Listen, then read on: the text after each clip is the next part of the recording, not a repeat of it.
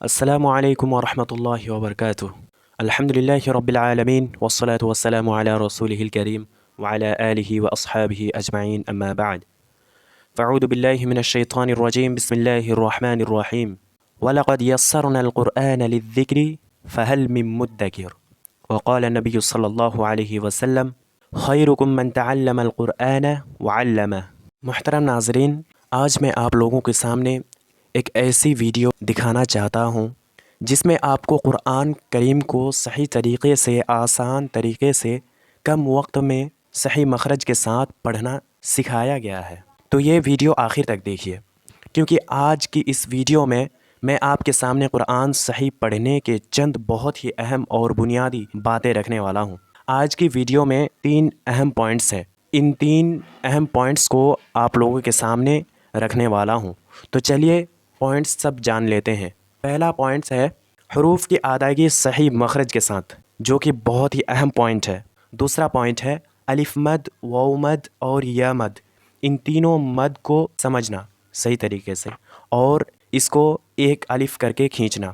تیسرا پوائنٹ ہے اظہار اور اخفا، گنہ وغیرہ۔ اب آئیے ان تینوں پوائنٹس کو ایک ایک کر کے سمجھتے ہیں۔ پہلا پوائنٹ ہے حروف کی ادائیگی صحیح مخرج کے ساتھ۔ قرآن کریم صحیح پڑھنے کی سب سے پہلی بنیاد یہ ہے کہ ہر حرف اپنی صحیح جگہ سے ادا ہو۔ جب حروف صحیح ادا ہی نہ ہو تو لفظ بدل تو جائیں گے ہی، اور لفظ بدلنے سے اس کا معنی بھی بدل جاتا ہے۔ اس لیے الف سے لے کر یا تک تمام حروف کی صحیح ادائیگی سیکھنا بہت ہی ضروری ہے۔ یہی وہ بنیاد ہے جس پر صحیح تلاوت قائم ہوتی ہے۔ دوسری پوائنٹ یہ ہے حروف مد، یعنی الف مد، واو مد، یا مد۔ یہ دوسرا اہم پوائنٹ ہے، مد کے بارے میں ہے۔ تو چلیے مد کے بارے میں جانتے ہیں۔ مد کا مطلب ہے آواز کو تھوڑا کھینچ کر پڑھنا۔ حروف مد 3 قسم کے ہیں، الف مد، واو مد اور یا مد۔ یہ تینوں جگہ پر ایک ہی طرح نہیں پڑھے جاتے ہیں۔ اکثر لوگ مد کو کم یا زیادہ پڑھ دیتے ہیں، جس کی وجہ سے لفظ اور معنی بدل جاتے ہیں۔ اس لیے مد کو سمجھ کر اور دھیان سے پڑھنا بہت ہی ضروری ہے۔ پوائنٹ ہے اظہار اور غنہ۔